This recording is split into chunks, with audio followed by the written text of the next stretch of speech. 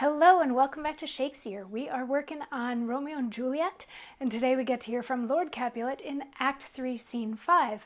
And I know you're saying, but yesterday we were just in Act 3, Scene 3, so how did we get to Act 3, Scene 5 already? Didn't we skip 4? We did, but I'm going to catch you up.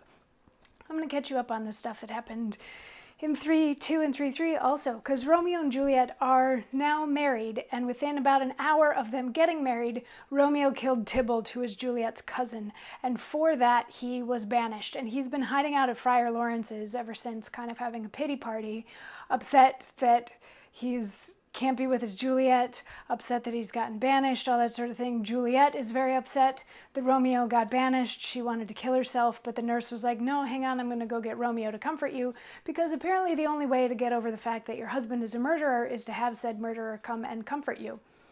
But she was really looking forward to sleeping with him, so I guess she still wants that. So at the end of Act 3, Scene 4, Friar Lawrence was able to sort of talk Romeo down off the ledge, saying, you know, be glad that you're alive, be glad that Juliet is alive, you're going to go off to Mantua, I'm going to send you weekly updates, and eventually we'll be able to bring you back with a much bigger welcome than the puny little send-off that you're getting now.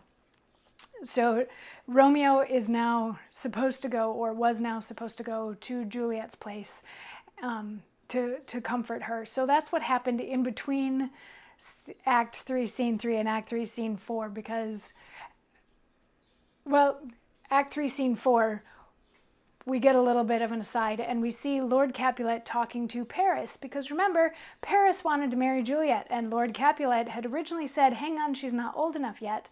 But now apparently, since Tybalt has died, that tune has changed to the, you know, life is short, maybe we should marry her off. And he even goes so far as to say, like, he apologizes to Paris that he hasn't been able to broach the subject of him marrying Juliet just yet. But then he's like, okay, so today's what, Monday? Wednesday's going to be way too early for her to get married. How about Thursday? Let's set Thursday as the wedding day. Like, one day is going to help. So it's now Monday, and Juliet, it's Monday night, actually, and Juliet is now scheduled to be married on Thursday to Paris. And that's Act 3, Scene 4. Like, they're all having a jolly good time with that. And Lord Capulet tells Lady Capulet to go tell Juliet the happy news that she gets to marry Paris on Thursday. So Act 3, Scene 5, we start out in Juliet's bedroom where, dun dun dun, Romeo and Juliet have consummated their marriage at this point, and they're doing that morning after in bed thing, because remember, Romeo also has to leave Verona before the watch starts in the morning. So this is like the wee hours of the morning, like right before sunrise, a little bit before sunrise, that kind of a thing. And they're doing that whole, do you really have to leave? I don't want you to leave. No, that's not really the sun coming up. That's other things. So you can stay a little bit longer, but no, you really have to leave, because that is the morning dove singing instead of the nightingale, all that kind of thing. So you really do have to go. And then the nurse walks in on them, and she's like, your mom is coming? So the nurse steps outside for a second. Romeo and Juliet do their actual farewell. He climbs outside, and there is a moment, it's a lovely moment of foreshadowing, where he has climbed out the window and gone down, and she's looking down at him. She's like, I'm looking down on you from above as if you were in your own grave, and that makes me sad. And he's like, yeah, that's kind of a weird thought.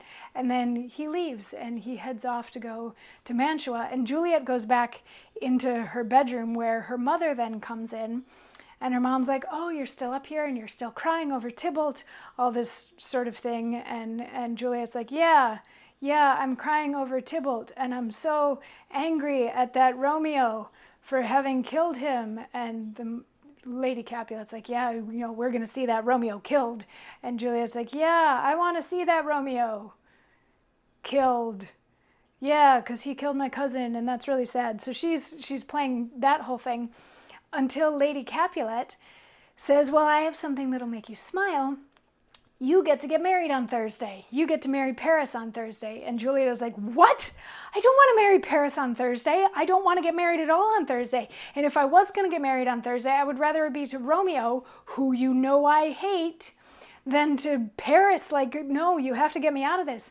And Lady Capulet doesn't really she's not very effectual at talking Juliet down. So Juliet is very much freaking out at this point. She is already married. She can't get married again, but nobody else knows that she's married. And if they do know that she's married to the man that murdered her cousin, like, this is really not going to go over well now. But there is also like the religious aspect of it. If she goes through with this marriage on Thursday to Paris, like, what happens to her soul? She's already experienced the sacrament of marriage, all that kind of thing. So she's freaking out. And then her dad comes in, and Lord Capulet says, "When the sun sets, the earth doth drizzle dew, but for the sunset of my brother's son, it rains downright." How now? A conduit girl? What, still in tears? Evermore showering in one little body? Thou counterfeits, a bark, a sea, a wind, for still thy eyes, which I may call the sea, do ebb and flow with tears. The bark thy body is sailing in this salt flood, the winds thy sighs, who, raging with the tears, and they with them, without a sudden calm, will overset thy tempest-tossed body. How now, wife? Have you delivered to her our decree? So it's a really short bit, and it's just observational. He comes in saying that lots of people are crying over Tybalt, and then almost not quite making fun of Juliet for still being crying, but noting the fact that she's still crying. Now, we as the audience, of course, know at this point Juliet is not crying about Tybalt so much as she's crying about her immortal soul and the fact that she's going to have to marry Paris on Thursday. She doesn't want these things to happen. But when Lord Capulet comes in, he's like, man, like, how is it that you're still crying over Tybalt? And then he turns to Lady Capulet and he's like, didn't you tell her the good, happy news? And Lady Capulet is like, yeah, I told her, and she doesn't want to get married. Lord Capulet has some thoughts on that, and we will get further into that tomorrow. I'll see you then. Mwah.